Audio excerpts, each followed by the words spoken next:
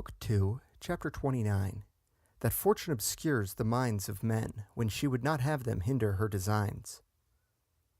If we note well the course of human affairs, we shall often find things come about and accidents befall, against which it seems to be the will of heaven that men should not provide. And if this were the case, even in Rome, so renowned for her valor, religion, and wise ordinances, we need not wonder if it be far more common in other cities and provinces, wherein these safeguards are wanting. Having here a notable opportunity to show how heaven influences men's actions, Titus Livius turns it to account, and treats the subject at large and in pregnant words, where he says, that since it was heaven's will, for ends of its own, that the Romans should feel its power, it first of all caused these Fabii, who were sent as envoys to the Gauls, to act amiss, and then, by their misconduct, stirred up the Gauls to make war on Rome, and, lastly, so ordered matters that nothing worthy of their name was done by the Romans to withstand their attack. For it was foreordained by heaven that Camillus, who alone could supply the remedy to so mighty an evil, should be banished to Ardea, and again, that the citizens, who had often created a dictator to meet attacks of the Volscians and other neighboring hostile nations, should fail to do so when the Gauls were marching upon Rome. Moreover, the army which the Romans got together was but a weak one, since they used no signal effort to make it strong,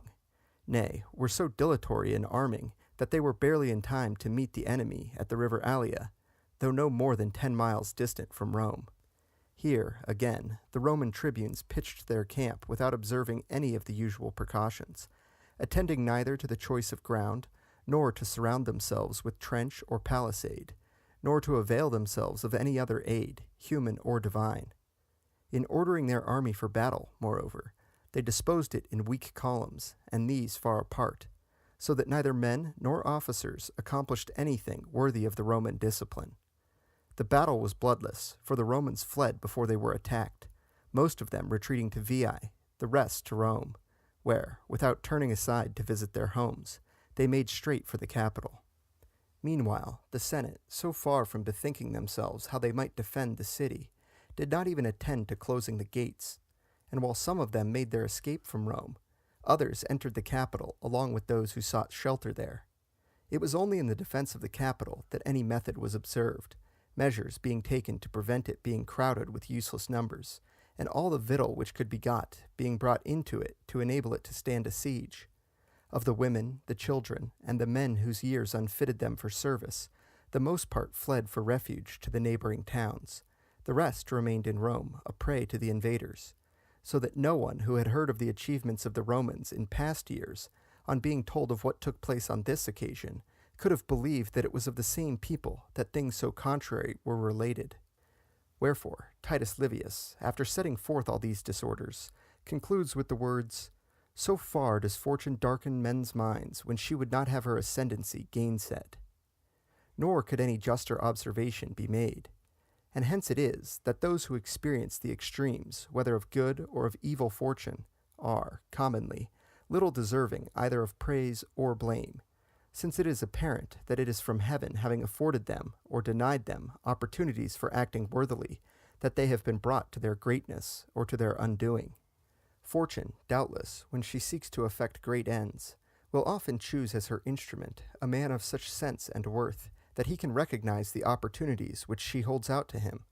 and, in like manner, when she desires to bring about great calamities, will put forward such men as will of themselves contribute to that result. And all who stand in her way, she either removes by death or deprives them of the means of effecting good. And it is well seen in the passage we are considering, how fortune, to aggrandize Rome and raise her to the height she reached, judged it necessary, as shall be more fully shown in the following book, to humble her, yet would not have her utterly undone.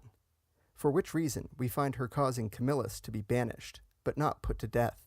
suffering Rome to be taken, but not the capital, and bringing it to pass that while the Romans took no wise precaution for the defense of their city, they neglected none in defending their citadel. That Rome might be taken, fortune caused the mass of the army, after the rout at the Allia, to direct its flight to Veii, thus withdrawing the means wherewith the city might have been defended.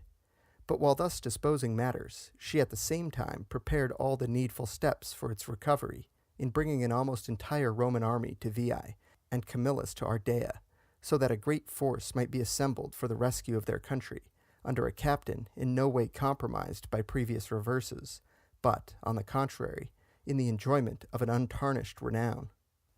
I might cite many modern instances to confirm these opinions, but since enough has been said to convince any fair mind, I pass them over. But once more I repeat what, from all history, may be seen to be most true, that men may aid fortune, but not withstand her, may interweave their threads with her web, but cannot break it. But, for all that, they must never lose heart, since not knowing what their end is to be, and moving towards it by crossroads and untraveled paths, they have always room for hope, and ought never to abandon it, whatsoever befalls, and into whatsoever straits they come.